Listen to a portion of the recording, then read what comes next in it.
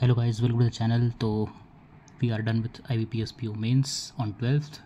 ठीक है and like overall paper मैं बोलूँगा कि ठीक ठाक था, ना बहुत ज़्यादा इजी था ना बहुत ज़्यादा हार्ड था, बीच बीच में ही था, मॉडरेट टाइप. लाइक ओवरऑल मेरे को तो मॉडरेट ही लगा. ठीक है, बहुत ज़्यादा इजी भी नहीं था but as in like PO mains के लेवल टाइप भी नहीं था कि यार कुछ उस तरह का लेवल का आ गया वो पेपर की मतलब बन ही नहीं रहा है बिल्कुल. तो सबसे पहले तो एक लड़ाई जो चल रही है अभी सबसे ज़्यादा वो है वो जो मीनिंगफुल वर्ड था, डिस्पेयर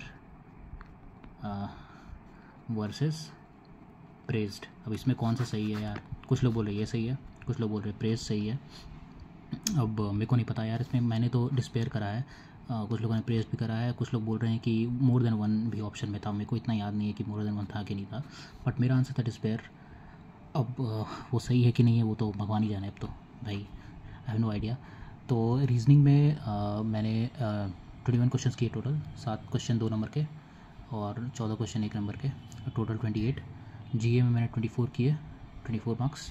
इंग्लिश में मैंने 34 किए, 34 मार्क्स. क्वांट्स में मैंने 13 क्वेश्चन किए, 6 क्वेश्चन 2 नंबर के और 7 क्वेश्चन 1 नंबर के, टोटल 19. तो ओवरऑल अब देख लेना, आई थिंक 100+ ही हैं, but that doesn't really matter क्योंकि GA में भर के मैंने फिर तुक्के मारा, उसमें गलत भी होंगे एंड तो इंग्लिश में थोड़ा बहुत गलत होगा ही. बाकी इन दोनों का ठीक ठाक ही होना चाहिए. तो सबसे पहले तो ये 5 नंबर का पजल था जो सबसे पहले खुला था, वो मेरे मतलब सेक्शन में रीजनिंग में वो था तुम्हारा ये पोस्ट बेस पजल होता है. उसके साथ 2 वेरिएबल थे तुम्हारे, एक तो पर्सन था ही और फिर 2 और एक कौन से स्टेट से बिलोंग करता है और कौन सा स्पोर्ट्स खेलता है, कौन से स्पोर्ट्स में इंटरेस्टेड है. तो उसका जो आंसर था मेरा ये था तुम्हारा GM SM JM SO SA JA EDACBF Gujarat Assam Mizoram Kerala Punjab Bihar, cricket tennis volleyball football hockey rugby. इसमें 2 में बन रहे थे. ठीक है, 2 में बन रहे थे और एक लास्ट में जाकर कट जा रहा था. ठीक है, तो इसमें मैंने किए तो ये 5 × 2 10, ये इजी क्वेश्चन था. फिर एक था तुम्हारा सर्कल प्लस स्ट्रेट लाइन. ठीक है, तो सर्कल में 4 इनसाइड 4 आउटसाइड थे. तो इसमें मैंने क्या किया कि 5 में से मेरे एक क्वेश्चन बन गया. जो सर्कल वाला क्वेश्चन था वो मैंने बना लिया था, जो कुछ आई थिंक यू से रिलेटेड कुछ पूछ रहा था, यू या ई से रिलेटेड कुछ, तो वो एक इसमें से मैंने एक क्वेश्चन बनाया. ठीक है, और बाकी 4 स्ट्रेट लाइन वाले क्वेश्चन मेरे से नहीं बने, टाइम भी नहीं था, टाइम खत्म हो गया था. फिर था पैरेलल रो वाला, 3 रोज थे उसमें.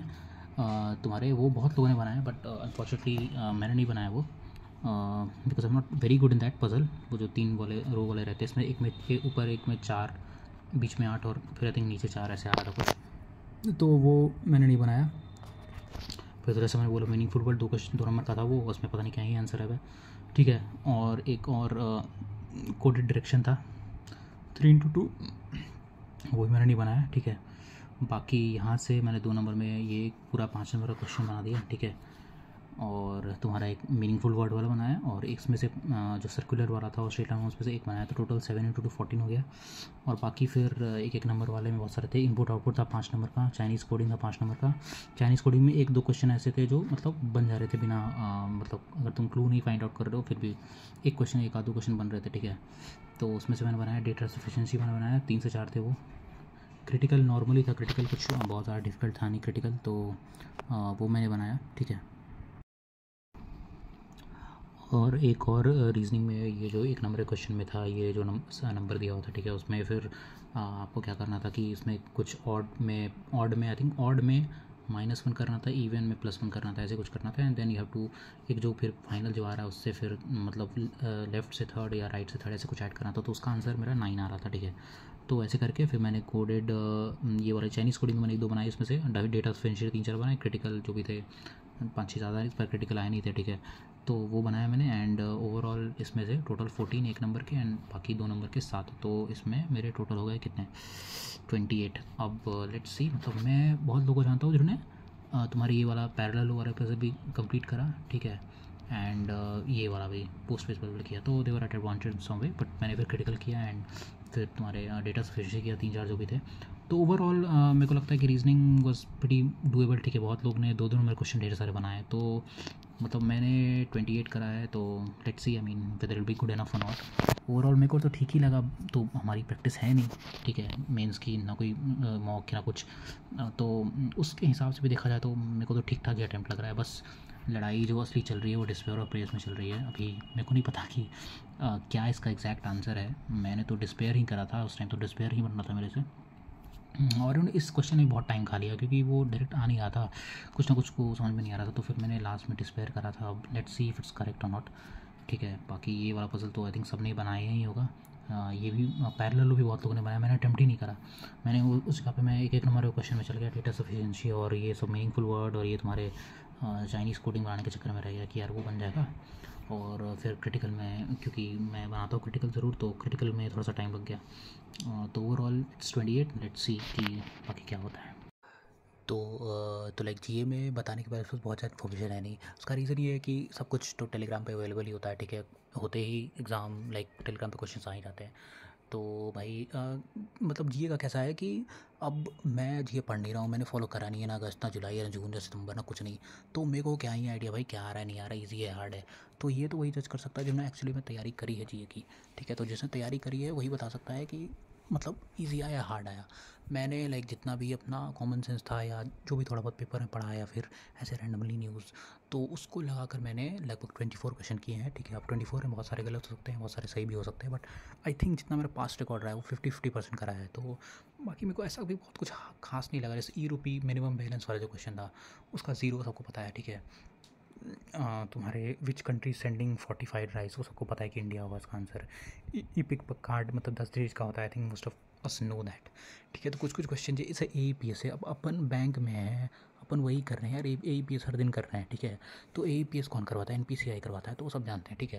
तो कुछ कुछ चीज़ें ऐसे होती हैं ना कि आपको पता होती हैं कि यार ये जैसे एक एक एक वो था ना क्वेश्चन कि नोट वगैरह वो आ जाए काउंटर फिट या कोई, तो उसमें क्या करेगी, तो वो भी जैसे कॉमन सेंस वाला क्वेश्चन ही था। और जैसे प्रवाह पोर्टल ये भी अपन जानते हैं, जैसे मोस्ट ऑफ अस नो, जैसे CP राधा कृष्ण वाला क्वेश्चन था।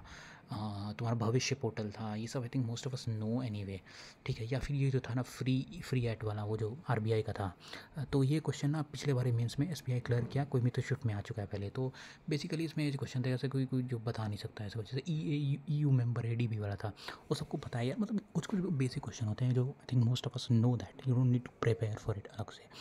बाकी तो मैं जितने भी ग्रुप में मैं देख रहा हूँ सबको लग रहा है कि भाई क्वेश्चन आसानियाँ हैं।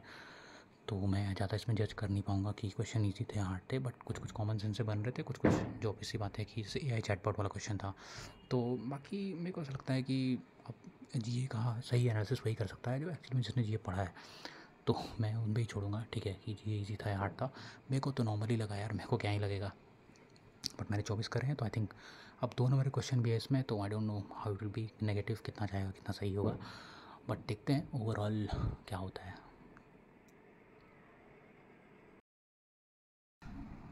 तो अब आते हैं अपने इंग्लिश पे, ठीक है। इंग्लिश में like it was easy to moderate, ठीक है। इजी था मतलब ऐसा कुछ बहुत हार्ड नहीं था। कुछ ऐसा कोई बहुत भारी भरकम RC आ गया और जिसके मतलब आंसर नहीं मिल रहा हो, ऐसा भी कुछ नहीं था, ठीक है। तो RC जैसे वो आया था अफ्रीकन एविएशन सियरा लियोन वाला, ठीक है। उसका एक जो मैंने इनअप्रोप्रिएट किया था जिसमें वो पूछ रहे थे कि 5 वर्ड को बोल्ड किया था, वो पूछ रहे थे कौन सा इनअप्रोप्रिएट होगा। तो उसमें मैंने फर्स्ट ही किया, आई थिंक फर्स्ट ही जैसा कोई वर्ड शायद नहीं है, तो मैंने फर्स्ट ही कोई अप्रोप्रिएट किया था। और ये जो मैंने आंसर लिखा है वो है तुम्हारा जो बोल्ड जो दिया रहता है क्लोज टेस्ट टाइप का जो रहता है, उसमें बोल्ड क्या रहता है कि इसमें करेक्शन रिक्वायर्ड हो गया, उसके वर्ड रिप्लेसमेंट्स को बोलते हैं कि उसके जगह पे कौन सा आएगा। तो पहला काम मैंने किया था विल द एक्सपोजर टू, फिर positive note, try and make, ask their queries, एक में नो करेक्शन रिक्वायर्ड, फिर सिंपली नोट डाउन, और ये सिस्टम इज सफरिंग। जितना मुझे लगता है दिस शुड बी मतलब 100% राइट, ठीक है। तो जिसका भी ऑप्शन मैच कर रहा है, जिसको भी याद है, तो मेरे हिसाब से यही आंसर होना चाहिए, ठीक है। और ये जो स्टार्टिंग था इसका कि experts are evaluating the impact of generative AI and language learning machine, फिर ऐसे ऐसे करके पूरा पैराग्राफ था बड़ा सा, 7 बेसिकली 7 क्वेश्चन थे इससे, जिसमें से एक में नो करेक्शन रिक्वायर्ड था। तो बस ये मेरे को याद था तो मैंने बता दिया ये वाला। और एक इसी आई थिंक पैसेज में अफ्रीकन एविएशन वाले में एक था गॉड ऑफ द ग्राउंड का लिखना था कि क्या उसका इडियम का मीनिंग होगा, तो मैंने बिगिन अ न्यू लाइफ लिखा, but I am not sure regarding this.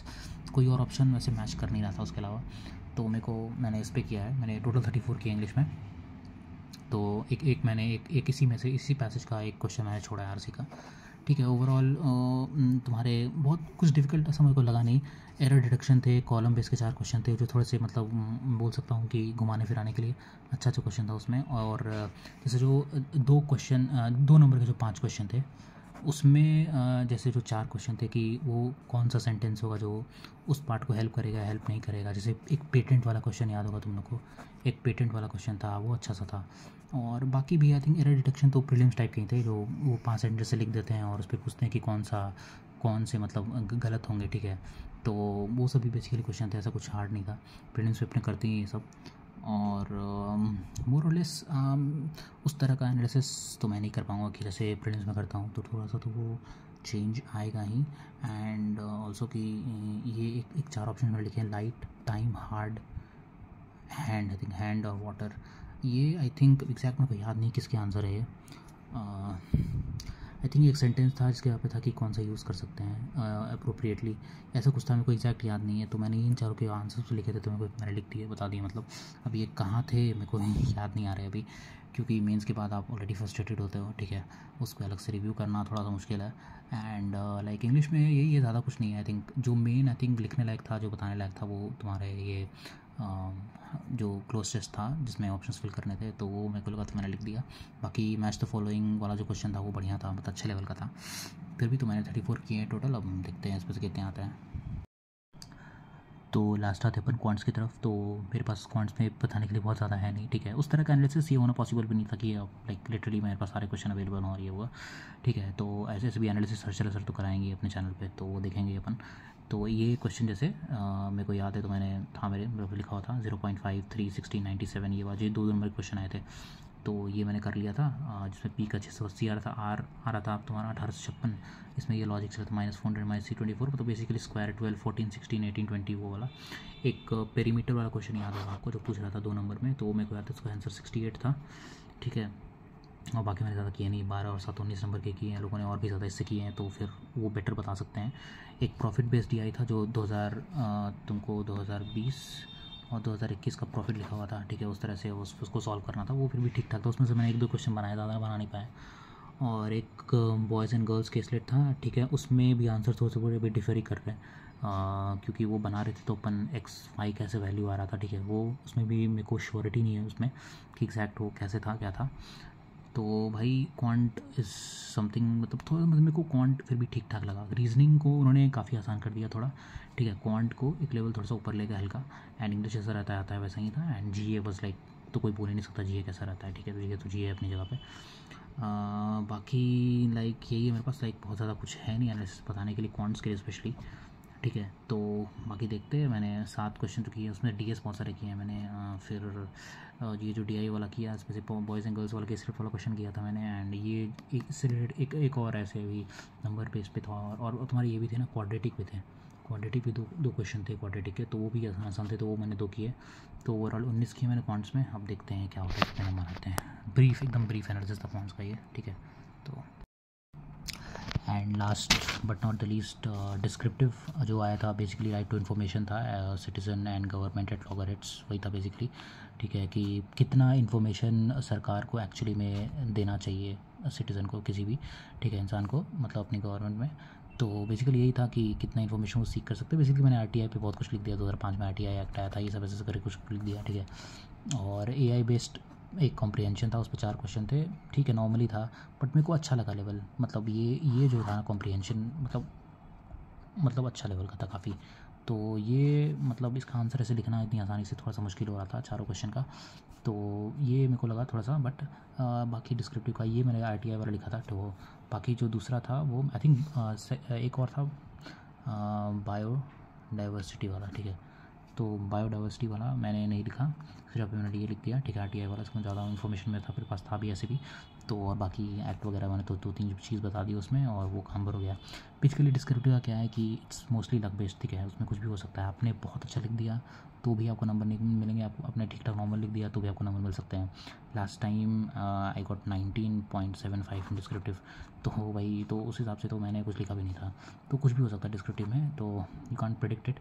बाकी देखते हैं ओवरऑल क्या होता है। So that's it guys. For watching the video. ये मेरा एनालिसिस था, मैंने 100+ ही किया अटेम्प्ट, अब बाकी देखते हैं क्या होता है, ठीक है।